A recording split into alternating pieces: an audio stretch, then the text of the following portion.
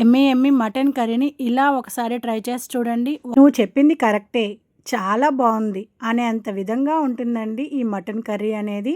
ఒక్కసారి మాత్రం ఈ విధంగా నేను చేసిన ఈ ప్రాసెస్లో మీరు ట్రై చేసి చూడండి. ఈ కర్రీ అన్నంలోకైనా, సంగట్లోకైనా, దోశ, చపాతీ, ఇడ్లీ ఇలా దేనిలోకైనా సరే ఎమ్మీగా ఉంటుంది. తెలియకపోతే మాత్రం తప్పకుండా ఒకసారి ట్రై చేయండి.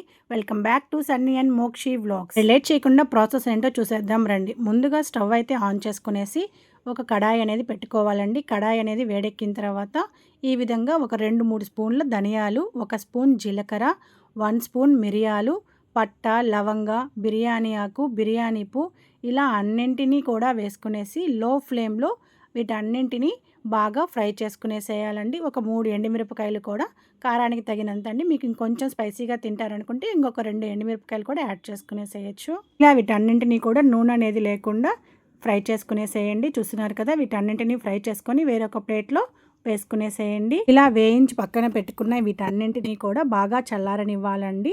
చల్లారిన తర్వాత పొడి అనేది చేసుకునేసేయండి. ఇప్పుడు అదే ప్యాన్లో కొంచెం నూనె అనేది వేసుకునేసేయండి. ఇక్కడ పెద్ద ఎర్రగడ్డలు ఒక 2 ఎర్రగడ్డలను తీసుకునేసి ఈ విధంగా స్మాష్ చేసుకోవాలి. చూస్తున్నారు కదా, స్మాష్ చేసుకున్న ఈ ఎర్రగడ్డలన్నింటినీ కూడా ముందుగా ఆయిల్ వేసుకున్న కడాయిలో వేసుకునేసి బ్రౌన్ ఆనియన్స్ అనేది తయారు చేసుకోవాలండి.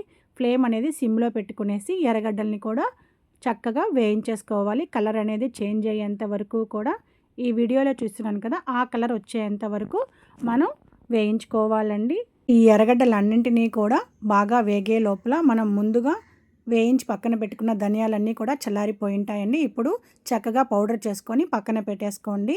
అలాగే బ్రౌన్ ఆనియన్స్ అనేది వేగే లోపల ఒక 10-15 జీడిపప్పుల్ని, ఒక 1/2 స్పూన్ గసగసాలని కూడా నీళ్ళల్లో వేసి చక్కగా నానబెట్టేసుకోండి. బ్రౌన్ ఆనియన్స్ చూసారా చక్కగా వేగిపోయింది. ఇప్పుడు కడాయి అనేది పక్కన పెట్టేసుకోండి. వీటన్నింటినీ కూడా చల్లార్చుకోవాలి. ఇప్పుడు స్టవ్ మీద కుక్కర్ అనేది పెట్టుకునేద్దామండి. కుక్కర్ అనేది వేడెక్కిన తర్వాత ఒక 2 స్పూన్ల ఆయిల్ అనేది వేసుకునేసేయండి. 2 స్పూన్ల ఆయిల్ అయితే సరిపోతుంది. ఆల్రెడీ మనం ఎర్రగడ్డల్లో కూడా వేసుకున్నాం కాబట్టి. ఇప్పుడు ఆయిల్ అనేది వేడెక్కిన తర్వాత ఒక 1/2 స్పూన్ జీలకర్ర, ఒక 2 ఎండుమిరపకాయలని తుంచి ఈ విధంగా వీడియోలో చూపించిన విధంగా చక్కగా వీటన్నింటినీ వేయించేసుకోవాలి. ఇలా వేగిన తర్వాత ఒక 2 స్పూన్ల అల్లం వెల్లుల్లి పేస్ట్ను కూడా వేసుకునేసి పచ్చివాసన పోయేంత వరకు ఆయిల్లో ఫ్రై చేసుకోవాలండి. ఇలా వీటన్నింటినీ కూడా ఆయిల్లో బాగా ఫ్రై చేసుకున్న తర్వాత ఒక 1/2 కిలో మటన్ అనేది నీట్గా వాష్ చేసి ఈ విధంగా ఈ ఆయిల్లో వేసేసుకోవాలండి. ఇలా ఆయిల్లో వేసుకున్న తర్వాత ఆయిల్లో ఒక 2-3 నిమిషాలు అనేది మటన్ని బాగా వేయించేసుకోవాలి. ఇలా మటన్ని ఆయిల్లో ఫ్రై చేసుకోవటం వల్ల ముక్క అనేది ఎక్కడ కూడా చెదరకుండా ముక్క అనేది అలాగే ఉంటుందండి. తినేటప్పుడు చాలా టేస్టీగా ఉంటుంది. చూస్తున్నారు కదా, ఆయిల్లో బాగా ఫ్రై చేసుకున్నాను ఒక 2 నిమిషాలు. ఇలా ఫ్రై చేసుకున్న తర్వాత ఒక చిటికెడు పసుపును వేసుకునేసేయండి. అలాగే 1.5 స్పూన్ అనేది కారం వేసుకోండి. ఉప్పు కారం అనేది మీ టేస్ట్కి తగ్గట్టు మీరు వేసుకోవాలి. ఒక్కొక్కరు స్పైసీగా తింటారు, ఒక్కొక్కరు స్పైసీ అనేది తక్కువగా తింటారని అందుకనే చెప్తున్నాను. ఉప్పు కారం అనేది మీ టేస్ట్కి తగ్గట్టు మీరు వేసుకోండి. ఇలా వీటన్నింటినీ వేసి ఆయిల్లో పచ్చివాసన పోయేంత వరకు కూడా చక్కగా ఫ్రై చేసుకోవాలండి. ఇలా బాగా వేయించుకున్న తర్వాత మనం ముందుగా ఫ్రై చేసి పక్కన పెట్టుకున్న ఈ ధనియాల పౌడర్ని కూడా వేసుకునేసేయాలండి.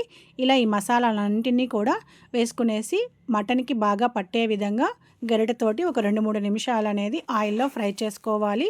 ఇలా ఫ్రై అవుతూ ఉండగా మనం ముందుగా వేయించి పక్కన పెట్టుకున్న ఎర్రగడ్డల్ని, అలాగే జీడిపప్పు, గసగసాలని కూడా మిక్సీలో వేసి ఒక 2 స్పూన్ల పెరుగును కూడా యాడ్ చేసేసి వీటన్నింటినీ మెత్తని పేస్ట్ లాగా తయారు చేసుకోవాలండి.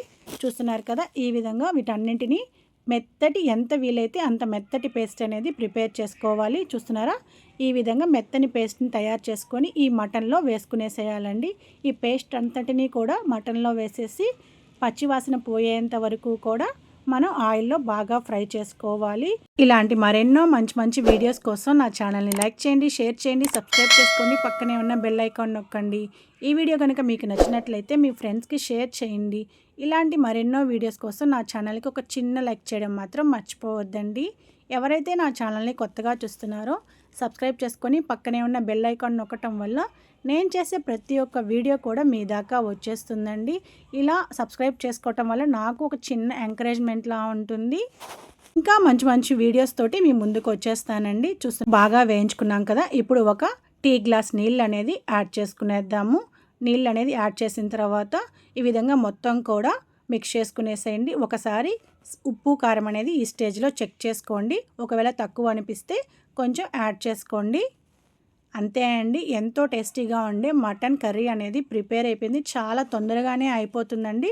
అలాగే ఎంత తొందరగా అయిపోతుందో అంతకంటే కూడా టేస్ట్ అనేది చాలా బాగుంటుంది. ఇలా నాకు ఉప్పు అనేది తక్కువగా అనిపించింది, అందుకని కొంచెం ఉప్పు అనేది యాడ్ చేసుకుంటున్నాను. కొంచెం నీళ్ళని కూడా యాడ్ చేసుకునేస్తున్నానండి, ఎందుకంటే మటన్ అనేది ఇంకా ఉడకలేదు కాబట్టి. మటన్ ఉడకాలి, అందుకని కొంచెం నీళ్ళని యాడ్ చేసుకొని కుక్కర్ మూత అనేది పెట్టేసి ఒక 4-5 విజిల్స్ అనేది రానివ్వండి. ఇలా 4-5 విజిల్స్ అనేది వచ్చిన తర్వాత స్టవ్ అయితే ఆఫ్ చేసేసి ఒక 15 నిమిషాలు అనేది చక్కగా ఆరనివ్వండి. ఇలా ఆరిన తర్వాత విజిల్ తీసి మటన్ ఉడికిందా లేదా అనేసి ఒకసారి చెక్ చేసుకోండి. నాకైతే మటన్ అనేది చక్కగా ఉడికిపోయింది. చూస్తున్నారు కదా, చాలా యమ్మీగా ఉంది. ఇప్పుడు ఒకసారి తిప్పి స్టవ్ అనేది ఆన్ చేసి కొంచెంసేపు అనేది ఉడకనివ్వండి. ఇలా ఉడికిన తర్వాత ఒకసారి మళ్ళీ కూడా ఉప్పు కారం అనేది చెక్ చేసుకునేసేయండి.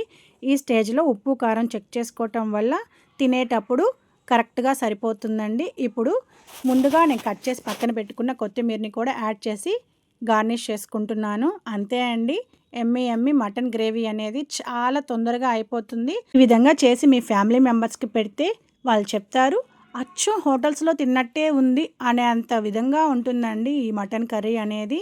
చెప్పటం కాదండి, ఒకసారి ట్రై చేసి మీ ఫ్యామిలీ మెంబర్స్కి పెట్టి చూడండి. మరి ఇంకెందుకు ఆలస్యం, ఈ మటన్ కర్రీ మీకు నచ్చినట్లయితే రేపు సండేనే కదా, ఒకసారి ట్రై చేసి చూడండి. చాలా బాగుంటుంది. పిల్లలైతే ఎంతో ఇష్టంగా తింటారండి. చూస్తున్నారు కదా, ఎంతో కలర్ఫుల్గా ఉంది. ఈ వీడియో మీకు నచ్చినట్లయితే లైక్ చేసి మీ ఫ్రెండ్స్కి షేర్ చేసేయండి.